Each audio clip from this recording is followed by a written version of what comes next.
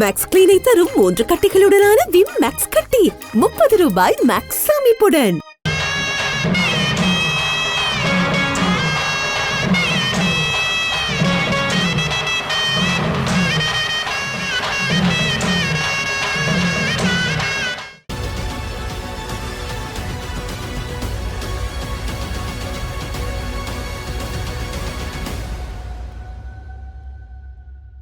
கடந்த 3 ஆண்டுகளில் 48 இந்திய வம்சாவளியைச் சேர்ந்த மாணவர்களை அமெரிக்கா திருப்பி அனுப்பியதற்கு இந்திய அரசு விளக்கம் கேட்டுள்ளது. கடந்த 3 ஆண்டுகளில் அமெரிக்காவால் நாடு கடத்தப்பட்ட இந்திய மாணவர்களின் எண்ணிக்கையின் விவரங்கள் பற்றி தெலுங்கு தேசம் கட்சியைச் சேர்ந்த PK பார்த்தசாரதி இந்திய வெளியுறவு அமைச்சகத்திடம் கேள்வி எழுப்பியிருந்தார். இவரின் கேள்விக்கு இந்திய வெளியுறவுத்துறை இணை அமைச்சர் கீர்த்திவர்தன் சிங் பதில் அளித்துள்ளார். அவர் கூறுகையில், கடந்த 3 ஆண்டுகளில் மட்டும் இந்திய வம்சாவளியைச் சேர்ந்த 48 மாணவர்களை அமெரிக்கா திருப்பி இந்தியாவுக்கு அனுப்பியுள்ளது. ஆனால் இந்திய மாணவர்கள் எதற்காக அனுப்பப்பட்டார்கள் என்ற காரணத்தை அமெரிக்க அதிகாரிகள் இன்னும் இந்திய அரசுக்கு அதிகாரப்பூர்வமாக அறிவிக்கவில்லை. இதனால் இந்த விவகாரம் குறித்து விளக்கமளிக்க வேண்டும் என்று அமெரிக்க அரசிடம் இந்திய அரசு கேட்டுள்ளது. மேலும் வெளிநாடுகள் செல்வோருக்கு பாதுகாப்பு மற்றும் சட்டப்பூர்வமாக குடியேறுவது குறித்தும் விழிப்புணர்வு ஏற்படுத்தப்பட்டு வருகின்றது என்று தெரிவித்தார். ஜேர்மனியில் நீண்ட தூரம் சென்று தாக்கும் ஏவுகணை நிறுவும் நடவடிக்கைக்கு அமெரிக்கா சென்றால் மீண்டும் பனிப்போர் போன்ற நெருக்கடி ஏற்படும் என ரஷ்ய ஜனாதிபதி விளாடிமிர் புடின் எச்சரித்துள்ளார். இந்த நிலையில் குறித்த ஏவுகணைகளை மேற்கு பிராந்தியத்தில் நிலைநிறுத்தப் போவதாகவும் டோஸ்கோ கூறியுள்ளதாக சர்வதேச ஊடகங்கள் தெரிவிக்கின்றன. 2026 முதல் ஜெர்மனியில் SM-6 மற்றும் கப்பல் ஏவுகணை நிலைநிறுத்த அமெரிக்கா நடவடிக்கை எடுத்துள்ளதாக கூறப்படுகின்றது. இதற்கு பதிலடி கொடுத்து செயின்ட் பீட்டர்ஸ்பர்கில் ரஷ்ய கடற்படை தினத்தில் பேசியுள்ள புடின், எதிர்காலத்தில் அணு ஆயுதங்களை சுமந்து செல்லும் ஏவுகணை ஜேர்மனின் தளங்களிலிருந்து ரஷ்யாவை அடைய 10 நிமிடங்கள் மட்டுமே இருக்கும். அமெரிக்கா, ஐரோப்பாவின் பிற பகுதிகள் மற்றும் அவர்களின் நட்பு நாடுகளின் நகர்வுகளை கருத்தில் கொண்டு எதிர் நடவடிக்கை எடுக்கப்படும் என்று புடின் தெரிவித்துள்ளார். 500 முதல் 5500 கிலோமீட்டர் வரையிலான ஏவுகணைகளை நிலைநிறுத்துவது தொடர்பாக அமெரிக்காவும் முன்னாள் சோவியத் யூனியனும் 1987 ஒப்பந்தம் செய்து கொண்டனர். இருப்பினும் பல ஒப்பந்தங்கள் மீறப்படுவதை காட்டி இரு நாடுகளும் 2019 ஒப்பந்தத்திலிருந்து வெளியேறின. நேட்டோ நாடான ஜேர்மனியில் ஏவுகணைகளை நிறுவுவதற்கான அமெரிக்காவின் நடவடிக்கை உக்ரைன் போரில் ரஷ்யாவிற்கும் மேற்கு நாடுகளுக்கும் இடையிலான உறவுகள் மோசமடைந்து வருவதால் எடுக்கப்பட்ட நடவடிக்கையாகும். முன்னதாக உக்ரைனின் நேட்டோ உறுப்புரிமையை எதிர்த்து ரஷ்யா உக்ரைன் மீதான ஆக்கிரமிப்பை தொடங்கியது. இதனால் நேட்டோ நாடுகள் உக்ரைனுக்கு ஆயுத ஆதரவை வழங்கின, ஆனால் நேரடியாக போரில் தலையிடவில்லை என்பதும் குறிப்பிடத்தக்கது. அமெரிக்க ஜனாதிபதி தேர்தல் போட்டியில் இருந்து ஜனாதிபதி ஜோ பைடன் விலகியது குறித்து குடியரசுக் கட்சி வேட்பாளர் டொனால்ட் ட்ரம்ப் கடும் குற்றச்சாட்டை முன்வைத்துள்ளார்.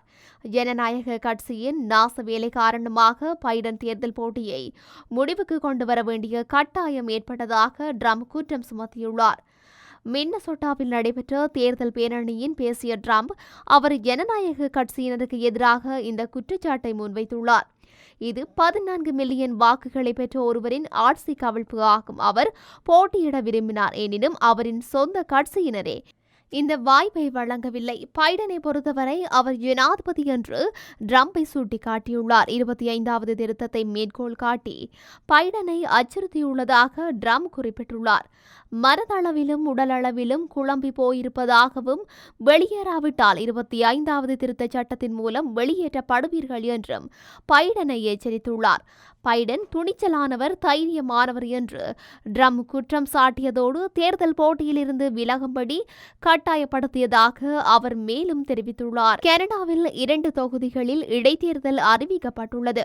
பிரதமர் ஜஸ்டின் ட்ரூடோ 2 இடைத்தேர்தல்கள் தொடர்பில் அதிகாரப்பூர்வமாக அறிவித்துள்ளார். எதிர்வரும் செப்டம்பர் மாதம் 16ஆம் தேதி இந்த 2 இடைத்தேர்தல்களும் நடைபெற உள்ளதாக தெரிவிக்கப்படுகின்றது. மானிடோபா மற்றும் கியூபெக் ஆகிய தொகுதிகளில் இடைத்தேர்தல் நடத்தப்பட உள்ளது. வின்னிபெக்கின் எல்மவுட் ரோன்ஸ்கானு மற்றும் மென்யாலின்ஸ் லாசட் எமவுட் வெர்டூன் ஆகிய 2 தொகுதிகளிலும் இடைத்தேர்தல் நடத்தப்பட உள்ளது. எலும்பு தொகுதியில் பதவி வகித்த NDP நாடாளுமன்ற உறுப்பினர் டேனியல் பிளேக்கி தனது பதவியை ராஜினாமா செய்திருந்தார். கடந்த ஒரு தசாப்தமாக அவர் அரசியலில் ஈடுபட்டு வந்தார் என்பது குறிப்பிடத்தக்கது. மொன்ட்ரியாலின் லாசல் எம்ஹார்ட் தொகுதியின் முதல் நாடாளுமன்ற உறுப்பினர் பதவி கடந்த ஜனவரி மாதம் வெற்றிடமாக காணப்படுகின்றது.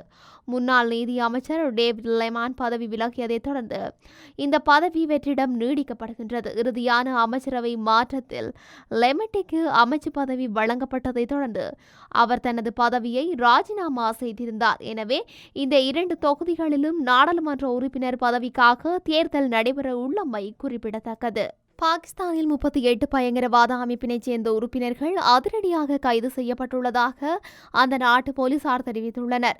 பஞ்சாப் மாகாணத்தில் உள்ள நகரங்களில் நடத்தப்பட்ட உளவுத்துறை அடிப்படையிலான நடவடிக்கைகளில் 38 பேர் கைது செய்யப்பட்டுள்ளனர். இந்த நிலையில் கைது செய்யப்பட்டவர்கள் தொடர்பில் CTD அதிகாரி கூறுகையில் இவர்கள் பயங்கரவாதிகள் என்றும் தெஜ்ஃப்ரீ தாலிபான் பாகிஸ்தான் மற்றும் தடை செய்யப்பட்ட இஸ்லாமிய அரசு குழுவைச் சேர்ந்தவர்கள் என தெரிவிக்கப்பட்டுள்ளது. மேலும் CTD இதுவரை மாதம் முழுவதும் 449 புலனாய்வு அடிப்படையிலான நடவடிக்கைகளை மேற்கொண்டுள்ளது என்றும் செய்தி தொடர்பாளர் குறிப்பிட்டுள்ளார். இது தொடர்பில் போலீஸ் அதிகாரி ஒருவர் தெரிவிக்கையில் இந்த நடவடிக்கைகளில் ஏராளமான வெடிபொருட்கள், கைக்குண்டுகள், ஆயுதங்கள், தொலைபேசிகள் மற்றும் வெளிநாட்டு மற்றும் உள்ளூர் பயன்பாட்டு நாணயத்தாள்கள் கைப்பற்றியுள்ளோம் என கூறியுள்ளார். இலங்கை சிறைகளில் தடுத்து வைக்கப்பட்டுள்ள கடத்தொழிலாளர் குடும்பங்களுக்கு நாள்தோறும் வழங்கப்படும் நிதியுதவிகள் அதிகரிக்கப்படுவதாக தமிழ்நாட்டின் முதலமைச்சர் அறிவித்துள்ளார். இதன்படி நாளாந்தம் வழங்கப்படும் 250 ரூபாய் நிதியுதவி 350 ரூபாயாக அதிகரிக்கப்படுகின்றது. அத்துடன் இலங்கையில் தடுத்து வைக்கப்பட்டுள்ள இயந்திர படகுகள் வழங்கப்படும் 5 லட்சம் ரூபாய் இழப்பீடு 6 லட்சமாகவும் உயர்த்தப்படும் என்று முதல்வர் மு க ஸ்டாலின் அறிவித்துள்ளார். நாட்டுப்படகுகளுக்கான நட்டஈடு 1.5 லட்சம் முதல் 2 லட்சம் வரை அதிகரிக்கப்படுவதாகவும் அவர் தெரிவித்துள்ளார். ராமநாதபுரம், புதுக்கோட்டை, நாகப்பட்டினம் ஆகிய பகுதிகளைச் சேர்ந்த கடத்தொழிலாளர்கள் தலைமைச் செயலகத்தில் அவரை சந்தித்த பின்னர் இந்த அறிவிப்பு வெளியாகியுள்ளது. இதேவேளை இலங்கை சிறைகளில் தடுத்து வைக்கப்பட்டுள்ள 87 பேரை சந்திக்க வசதி செய்து தருமாறு சந்திப்பின் போது கடத்தொழிலாளர்கள் முதல்வரிடம் கோரிக்கை விடுத்துள்ளனர். இந்த நிலையில் கடத்தொழிலாளர்களை பார்வையிடவும் இலங்கை பிடியில் உள்ள கடத்தொழில் படகுகளை ஆய்வு செய்யவும் தூதுக்குழுவை அனுமதிப்பது குறித்து பிரதமர் மற்றும் மத்திய வெளியுறவுத்துறை அமைச்சரிடம் பேசுவதாக ஸ்டாலின் இதன்போது உறுதியளித்துள்ளார். முன்னதாக தமிழக மாநில அரசு இலங்கையால் தடுத்து வைக்கப்பட்டுள்ள 151 படகுகளுக்கு 2022 மற்றும் 2023 ஆண்டுகளில் 6.7 கோடி ரூபாய்களை இழப்பீடாக வழங்கியுள்ளது. இதற்கிடையில் 2018 மற்றும் 2023க்கு இடையில் பிடிபட்ட 127 படகுகள் கடலுக்குள் செல்ல தகுதியற்றவை மற்றும் மீட்க முடியாதவை என கருதப்படுவதாக தமிழக செய்திகள் கூறி நிற்கின்றன. ஸ்ரீலங்கா கிரிக்கெட் நிறுவனம் தொடர்பிலான புதிய யாப்பு ஒன்றை சட்டமாக்குவதற்கு அமைச்சரவை அனுமதி வழங்கியுள்ளது. ஸ்ரீலங்கா கிரிக்கெட் நிறுவனம் எதிர்நோக்கி வரும் பிரச்சினைகள் தொடர்பில் ஆராய்ந்து அமைச்சரவைக்கு பரிந்துரைகள் சமர்ப்பிக்கப்பட்டுள்ளது. இது தொடர்பில் ஆராய்வதற்காக வெளிவிவகார அமைச்சர் அல்சப்ரி தலைமையிலான அமைச்சரவை உபகுழு ஒன்று நியமிக்கப்பட்டிருந்தது.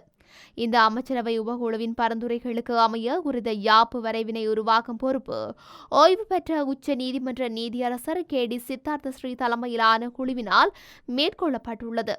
இந்த குழுவினால் ஸ்ரீலங்கா கிரிக்கெட்டின் புதிய யாப்பு குறித்த வரைவு திட்டம் சமர்ப்பிக்கப்பட்டுள்ளது. இந்த யாப்பின் புதிய சட்டமாக்கி அமல்படுத்துவதற்கு அனுமதி வழங்குமாறு முன்வைக்கப்பட்ட அமைச்சரவை பத்திரத்திற்கு அனுமதி வழங்கப்பட்டுள்ளது.